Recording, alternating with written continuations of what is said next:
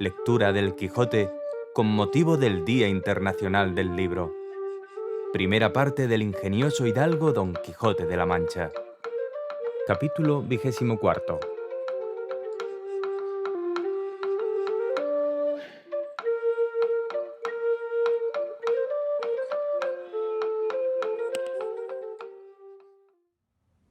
Donde se prosigue la aventura de la Sierra Morena. Dice la historia que era grandísima la atención con que Don Quijote escuchaba al astroso caballero de la sierra, el cual, prosiguiendo su plática, dijo: «Por cierto, señor, quienquiera que seáis, que yo no os conozco, yo os agradezco las muestras y la cortesía que conmigo habéis usado, y quisiera yo hallarme en términos que con más que la voluntad pudiera servir la que habéis mostrado tenerme en el buen acogimiento que me habéis hecho. Mas no quiere mi suerte darme otra cosa con que corresponda a las buenas obras que me hacen, que buenos deseos de satisfacerlas. Los que yo tengo, respondió Don Quijote, son de serviros, tanto que tenía determinado de no salir de estas sierras hasta hallaros y saber de vos si el dolor que en la extrañeza de vuestra vida mostráis tener se podía hallar algún género de remedio, y si fuera menester buscarle con la diligencia posible. Y cuando vuestra desventura fuera de aquellas que tienen cerradas las puertas a todo género de consuelo, pensaba ayudaros a llorarla y plañirla como mejor pudiera, que todavía es consuelo en las desgracias hallar quien se duela de ellas. Y si es que mi buen intento merece ser agradecido con algún género de cortesía, yo os suplico, señor, por la mucha que veo que en vos se encierra, y juntamente os conjuro, por la cosa que en esta vida más habéis amado o amáis, que me digáis quién sois y la causa que os ha traído a vivir y a morir entre estas soledades como bruto animal, pues moráis entre ellos tan ajeno de vos mismo, cual lo muestra vuestro traje y persona. Y juro, añadió Don Quijote, por la orden de caballería que recibí, aunque indigno y pecador, y por la profesión de caballero andante, que si en esto, señor, me complacéis, de serviros con las veras a que me obliga el ser quien soy, ora remediando vuestra desgracia, si tiene remedio, ora ayudándoos a llorarla, como os lo he prometido». El caballero del bosque, que de tal manera oyó hablar el de la triste figura, no hacía sino mirarle y remirarle, y tornarle a mirar de arriba abajo, y después que le hubo bien mirado, le dijo: «Si tienen algo de que darme a comer, por amor de Dios que me lo den, que después de haber comido yo haré todo lo que se me manda, en agradecimiento de tan buenos deseos como aquí se me han mostrado». Luego sacaron Sancho de su costal y el cabrero de su zurrón, con que satisfizo el roto su hambre, comiendo lo que le dieron como persona tontada, tan apriesa que no daba espacio de un bocado al otro, pues antes los engullía que tragaba, y en tanto que comía, ni él ni los que le miraban hablaban palabra.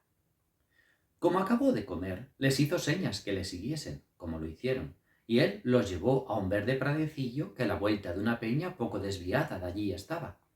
En llegando a él, se tendió en el suelo, encima de la hierba, y los demás hicieron lo mismo. Y todo esto sin que ninguno hablase, hasta que el roto, después de haberse acomodado en su asiento, dijo: «Si gustáis, señores, que os diga en breves razones la inmensidad de mis desventuras, habéisme de prometer que con ninguna pregunta ni otra cosa no interromperéis el hilo de mi triste historia, porque en el punto que lo hagáis, en ese se quedará lo que fuera contando». Estas razones del roto trujeron a la memoria a Don Quijote el cuento que le había contado su escudero cuando no acertó el número de las cabras que había pasado el río y se quedó la historia pendiente. Pero volviendo al roto, prosiguió diciendo: «Esta prevención que hago es porque querría pasar brevemente por el cuento de mis desgracias, que al traerlas a la memoria no me sirve de otra cosa que añadir otras de nuevo, y mientras menos me preguntáredes, más presto acabaré yo de decillas, puesto que no dejaré por contar cosa alguna que sea de importancia para no satisfacer del todo a vuestro deseo». Don Quijote se lo prometió, en nombre de los demás, y él, con este seguro, comenzó de esta manera: «Mi nombre es Cardenio, mi patria una ciudad de las mejores de esta Andalucía, mi linaje noble, mis padres ricos, mi desventura tanta que la deben de haber llorado mis padres y sentido mi linaje, sin poderla aliviar con su riqueza, que para remediar desdichas del cielo poco suelen valer los bienes de fortuna. Vivía en esta misma tierra un cielo, donde puso el amor toda la gloria que yo acertara desearme. Tal es la hermosura de Luscinda, doncella tan noble y tan rica como yo, pero de más ventura y de mero firmeza de la que a mis honrados pensamientos se debía. A esta Luscinda amé, quise y adoré desde mis tiernos y primeros años, y ella me quiso a mí con aquella sencillez y buen ánimo que su poca edad permitía. Sabían nuestros padres nuestros intentos, y no les pesaba de ello, porque bien veían que cuando pasaran adelante no podían tener otro fin que el de casarnos, cosa que casi la concertaba la igualdad de nuestro linaje y riquezas. Creció la edad, y con ella el amor de entrambos, que al padre de Luscinda le pareció que por buenos respetos estaba obligado a negarme la entrada de su casa, casi imitando en esto a los padres de aquella Tisbe tan decantada de los poetas. Y fue esta negación añadir llama a llama y deseo a deseo, porque aunque pusieron silencio a las lenguas, no le pudieron poner a las plumas, las cuales, con más libertad que las lenguas, suelen dar a entender a quien quieren lo que en el alma está encerrado. Que muchas veces la presencia de la cosa amada turba y enmudece la intención más determinada y la lengua más atrevida. ¡Ay, cielos! ¿Y cuántos billetes le escribí? ¡Cuán regaladas y honestas respuestas tuve! ¡Cuántas canciones compuse y cuántos enamorados versos, donde el alma declaraba y trasladaba sus sentimientos, pintaba sus encendidos deseos, entretenía sus memorias y recreaba su voluntad! En efecto, viéndome apurado y que mi alma se consumía con el deseo de verla, determiné poner por obra y acabar en un punto lo que me pareció que más convenía para salir con mi deseado y merecido premio.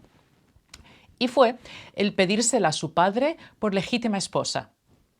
¿Cómo lo hice? A lo que él me respondió que me agradecía la voluntad que mostraba de honralle y de querer honrarme con prendas suyas, pero que, siendo mi padre vivo, a él tocaba de justo derecho hacer aquella demanda, porque si no fuese con mucha voluntad y gusto suyo, no era Luscinda mujer para tomarse ni darse a hurto. Yo le agradecí su buen intento, pareciéndome que llevaba razón en lo que decía, y que mi padre vendría en ello como yo se lo dijese. Y con este intento, luego en aquel mismo instante, fui a decirle a mi padre lo que deseaba. Y al tiempo que entré en un aposento donde estaba, le hallé con una carta abierta en la mano, la cual, antes que yo le dijese palabra, me la dio y me dijo: «Por esa carta verás, Cardenio, la voluntad que el duque Ricardo tiene de hacerte merced. Este duque Ricardo, como ya vosotros, señores, debéis de saber, es un grande de España, que tiene su estado en lo mejor de esta Andalucía». Tomé y leí la carta, la cual venía tan encarecida que a mí mismo me pareció mal si mi padre dejaba de cumplir lo que en ella se le pedía, que era que me enviase luego donde él estaba, que quería que fuese compañero, no criado, de su hijo el mayor, y que él tomaba a cargo el ponerme en estado que correspondiese a la estimación que me tenía. Leí la carta y enmudecí leyéndola, y más cuando oí que mi padre me decía: «De aquí a 2 días te partirás, Cardenio, a hacer la voluntad del duque, y da gracias a Dios que te va abriendo camino por donde alcances lo que yo sé que mereces». Añadió estas otras razones de padre consejero. Llegóse el término de mi partida. Hablé una noche a Luscinda, díjele todo lo que pasaba, y lo mesmo hice a su padre, suplicándole se entretuviese algunos días y dilatase el darle estado hasta que yo viese lo que Ricardo me quería. Él me lo prometió y ella me lo confirmó con 1000 juramentos y 1000 desmayos. Vine, en fin, donde el duque Ricardo estaba. Fui de él tan bien recibido y tratado que desde luego comenzó la envidia a hacer su oficio, teniéndome a los criados antiguos pareciéndoles que las muestras que el duque daba de hacerme merced habían de ser en perjuicio suyo. Pero el que más se holgó con mi ida fue un hijo segundo del duque, llamado Fernando. mozo gallardo, gentilhombre, liberal y enamorado, el cual en poco tiempo quiso que fuese tan su amigo que daba que decir a todos, y aunque el mayor me quería bien y me hacía merced, no llegó al extremo con que don Fernando me quería y trataba. Es pues el caso que como entre los amigos no hay cosa secreta que no se comunique, y la privanza que yo tenía con don Fernando dejaba de serlo por ser amistad, todos sus pensamientos me declaraba, especialmente uno enamorado, que le traía con un poco de desasosiego.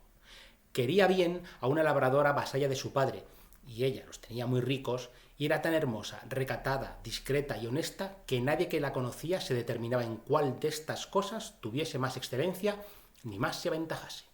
Estas tan buenas partes de la hermosa labradora redujeron a tal término los deseos de don Fernando, que se determinó, para poder alcanzarlo y conquistar la entereza de la labradora, darle palabra de ser su esposo, porque de otra manera era procurar lo imposible. Yo, obligado de su amistad, con las mejores razones que supe y con los más vivos ejemplos que pude, procuré estorbarle y apartarle de tal propósito. Pero viendo que no aprovechaba, determiné de decirle el caso al duque Ricardo, su padre. Mas don Fernando, como astuto y discreto, se receló y temió de esto, por parecerle que estaba yo obligado, en vez de buen criado, no tener encubierta cosa que tan en perjuicio de la honra de mi señor el duque venía. Y así, por divertirme y engañarme, me dijo que no hallaba otro mejor remedio para poder apartar de la memoria la hermosura que tan sujeto le tenía que ausentarse por algunos meses, y que quería que la ausencia fuese que los dos nos viniésemos en casa de mi padre, con ocasión que darían al duque que venía a ver y a feriar unos muy buenos caballos que en mi ciudad había, que es madre de los mejores del mundo. Apenas le oí yo decir esto, cuando, movido de mi afición, aunque su determinación no fuera buena, la aprobara yo por una de las más acertadas que se podían imaginar, por ver cuán buena ocasión y coyuntura se me ofrecía de volver a ver a mi Lucinda. Con este pensamiento y deseo, aprobé su parecer y esforcé su propósito, diciéndole que lo pusiese por obra con la brevedad posible, porque, en efecto, la ausencia hace su oficio, a pesar de los más firmes pensamientos. Ya cuando él me vino a decir esto, según después se supo, había gozado a la labradora con título de esposo y esperaba ocasión de descubrirse a su salvo, temeroso de lo que el duque su padre haría cuando supiese su disparate. Sucedió, pues, que como el amor en los mozos por la mayor parte no lo es, sino apetito, el cual, como tiene por último fin el deleite, en llegando a alcanzarle se acaba, y ha de volver atrás aquello que parecía amor, porque no puede pasar adelante del término que le puso naturaleza, el cual término no le puso a lo que es verdadero amor. Quiero decir que así como don Fernando gozó a la labradora, se le aplacaron sus deseos y se resfriaron sus ahíncos. Y si primero fingía quererse ausentar por remediarlos, ahora de veras procuraba irse por no ponerlos en ejecución. Dióle el duque licencia y mandóme que le acompañase. Venimos a mi ciudad, recibióle mi padre como quien era. Vi yo luego a Lucinda. Tornaron a vivir, aunque no habían estado muertos ni amortiguados mis deseos, de los cuales di cuenta por mi mal a don Fernando, por parecerme que en la ley de la mucha amistad que mostraba no le debía encubrir nada.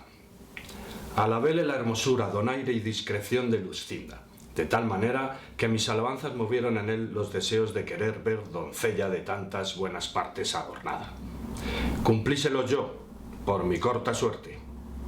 enseñándosela una noche a la luz de una vela por una ventana por donde los dos solíamos hablarnos. Vióla en ensayo, tal que todas las bellezas, hasta entonces por él vistas, las puso en olvido. Enmudeció, perdió el sentido, quedó absorto y finalmente tan enamorado cual lo veréis en el discurso del cuento de mi desventura.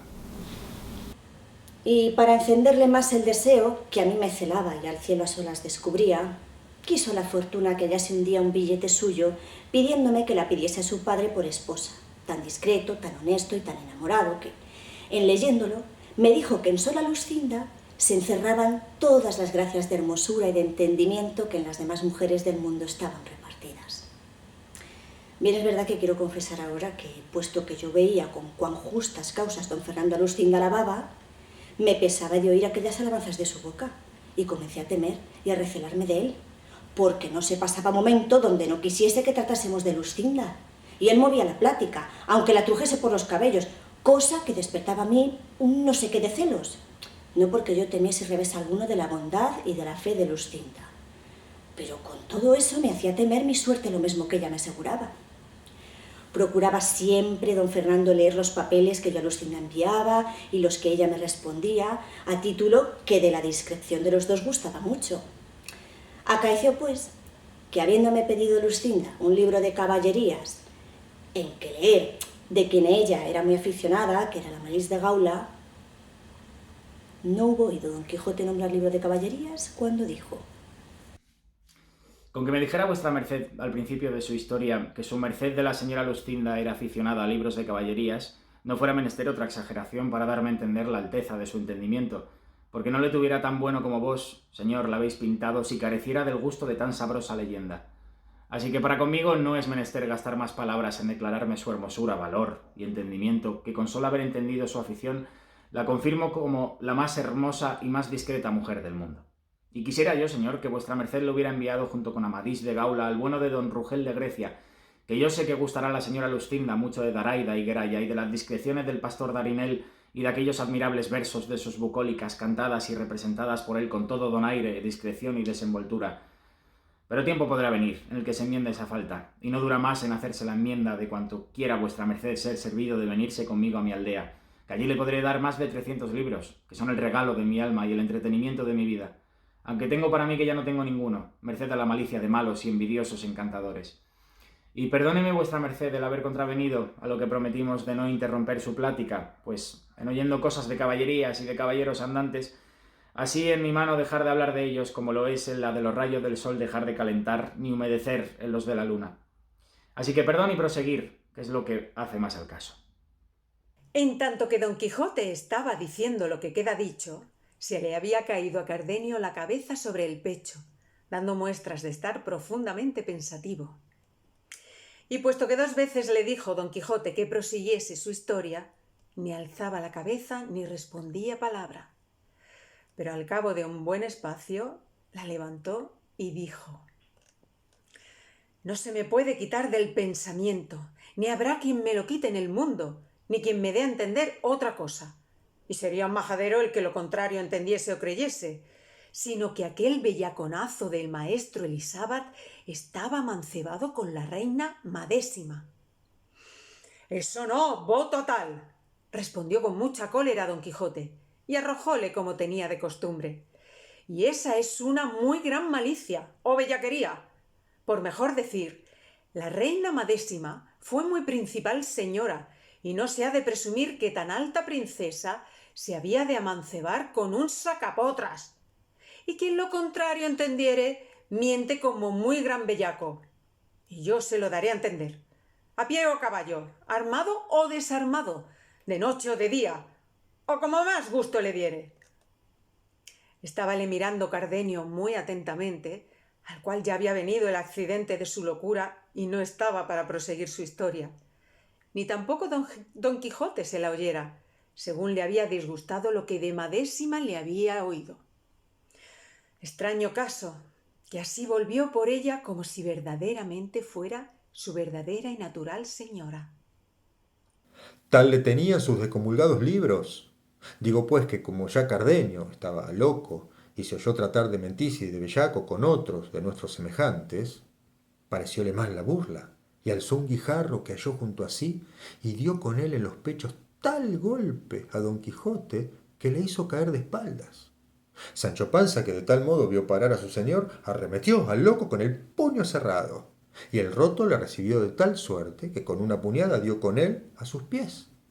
y luego se subió sobre él y le brumó las costillas muy a su sabor. El cabrero que les quiso defender corrió el mismo peligro, y después que los tuvo a todos rendidos y molidos, los dejó y se fue con gentil sosiego a emboscarse en la montaña. Levantóse Sancho y con la rabia que tenía de verse aporreado tan sin merecerlo, acudió a tomar la venganza del cabrero, diciéndole que él tenía la culpa de no haberles avisado que aquel hombre le tomaba a tiempos la locura, que si esto supieran hubieran estado sobre aviso para poderse guardar. Respondió el cabrero que ya lo había dicho y que si él no lo había oído, que no era suya la culpa. Replicó Sancho Panza y tornó a replicar el cabrero, y fue el fin de las réplicas a asirse de las barbas y darse tales puñadas que si Don Quijote no los pusiera en paz se hicieran pedazos. Decía Sancho asido con el cabrero: déjeme vuestra merced, señor caballero, de la triste figura, que en este, que es villano como yo, y no está armado caballero, bien puedo a mí salvo satisfacerme del agravio que me ha hecho, peleando con él mano a mano, como hombre honrado. Así es, dijo Don Quijote, pero yo sé que él no tiene ninguna culpa de lo sucedido. Con esto los apaciguó, y Don Quijote volvió a preguntar al cabrero si sería posible hallar a Cardenio, porque quedaba con grandísimo deseo de saber el fin de su historia. Díjole el cabrero lo que primero le había dicho, que era no saber de cierto su manida, pero que si anduviese mucho por aquellos contornos, no dejaría de hallarle, o cuerdo o loco. Despidióse del cabrero Don Quijote, y subiendo otra vez sobre Rocinante, mandó a Sancho que le siguiese, el cual lo hizo con su jumento de muy mala gana. Íbanse poco a poco entrando en lo más áspero de la montaña, y Sancho iba muerto por razonar con su amo, y deseaba que él comenzase la plática, por no contravenir a lo que le tenía mandado, mas, no pudiendo sufrir tanto silencio, le dijo: «Señor Don Quijote, vuestra merced me eche su bendición y me dé licencia, que desde aquí me quiero volver a mi casa y a mi mujer y a mis hijos, con los cuales por lo menos hablaré y departiré todo lo que quisiere, porque querer vuestra merced que vaya con él por estas soledades de día y de noche, y que no le hable cuando me diere gusto, es enterrarme en vida. Si ya quisiera la suerte que los animales hablaran como hablaban en tiempos de Guisopete, fuera menos mal, porque departiera yo con mi jumento lo que me viniera en gana. Y con esto pasaré de mi mala aventura, que es recia cosa, y que no se puede llevar en paciencia, andar buscando aventuras toda la vida y no hallar sino coces y manteamientos, ladrillazos y puñadas, y con todo esto nos hemos de coser la boca sin osar decir lo que el hombre tiene en su corazón, como si fuera mudo».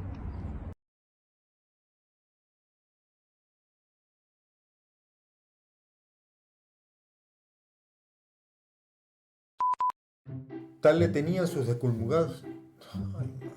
mía, ¿Por qué? Capítulo 24, lector 299. Estábale mirando Cardenio muy... Tal le tenían sus descomulgados.